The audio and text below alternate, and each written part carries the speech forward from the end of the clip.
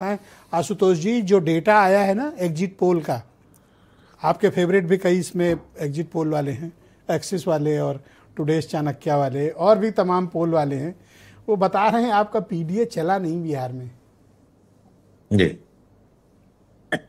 देखिए ब्रिजेश जी, exit poll तो थोड़ा सा ना मजाक सा लग गया है। मुझे लगता है कि एग्जिट पोल चलाने का तरीका और इसके इंटेंट क्या होते हैं ये अलग हो गए हैं। और खासकर बिहार के मामले में 2015 में एनडीए को 150 से लेके 150 सीटें दे रही थी एग्जिट पोल की सारी, टुडे चाणक्य, एक्सिस, माई इंडिया और जितने भी हैं। लेकिन एक्चुअल में महागठबंधन 178 की मैसिव विक्ट्री लेके आया। 2020 में वो महागठबंधन को मैंडेट दे रही थी क्लियर कट, 160 सीटें तक दे रही थी, लेकिन आई 110 सीटें। तो एग्जैक्ट जो वो है उसकी बात हम लोग तो 14 के बात ही करेंगे।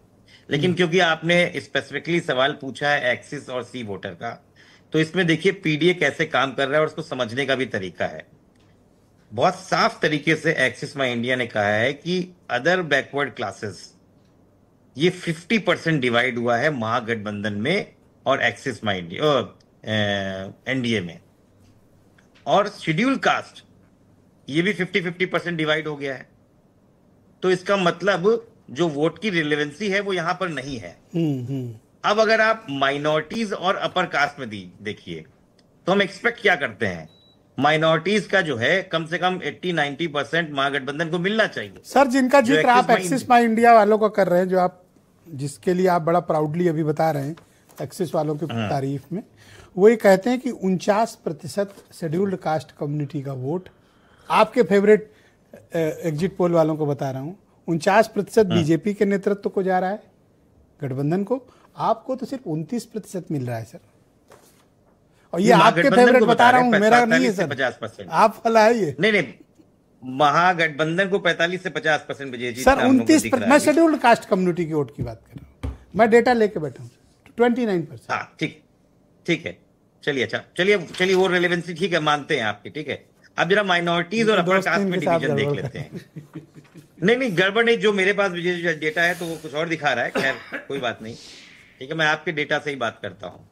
माइनॉरिटीज का 80% वोट कंसोलिडेट होके महागठबंधन के पास जा रहा है, लेकिन अपर कास्ट का वोट भी डिवाइड होके 35% के आसपास महागठबंधन को मिल रहा है, जो एक बड़ी जीत है। इसका मतलब आप देख रहे हैं कि जो डिवीजन हो रहा है वो डिवीजन एनडीए के वोटर्स में हो रहा है। महागठबंधन का जो एमवाई फैक्टर है जो आप लोग कहते हैं और जो पीडीए का है वो कंसोलिडेट है, पहली चीज जो दिख रही है।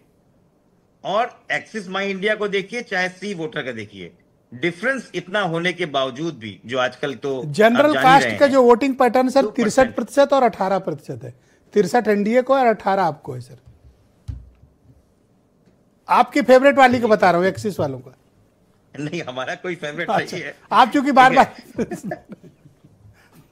नहीं, क्योंकि अभी ये शाम को रिलीज हुआ है, तो अभी जितना हम लोगों के पास डाटा आया है उससे बात कर रहे हैं जी। और जो एनडीए और महागठबंधन का डिफरेंस है दोनों में, एक ने 2% का डिफरेंस दिखाया है जी, 43% एनडीए, 41% महागठबंधन, ये सही है। और सी वोटर 42.5 और 40.8, मतलब 1.7%। और दोनों ने ही, एक ने मैक्सिमम सीट 118 दिए महागठबंधन को, दूसरे ने 125 दिए, मतलब कमोवेश सरकार बनती हुई यहां भी दिख रही है। हमारा यह मानना है कि सन 62 के बाद से पहली बार, मतलब 70-80 सालों के बाद बिहार में 70% वोटिंग हुई है, और ये 70% वोटिंग कुछ कह रही है। अगर ये कह रही है तो ये बड़े बदलाव के लिए कह रही है, ये बड़े सरकार को बदलने के लिए कहती है। और भारत का इतिहास और वोटिंग पैटर्न ने हर समय कहा है, थैंक यू डॉक्टर साहब, मतदाता बहुत बड़े तरीके से आता है तो बड़ा बदलाव लेके आता है। बहुत शुक्रिया आपका। मैं मनीष सिंह को आमंत्रित करता हूं, कांग्रेस पार्टी के प्रवक्ता हैं।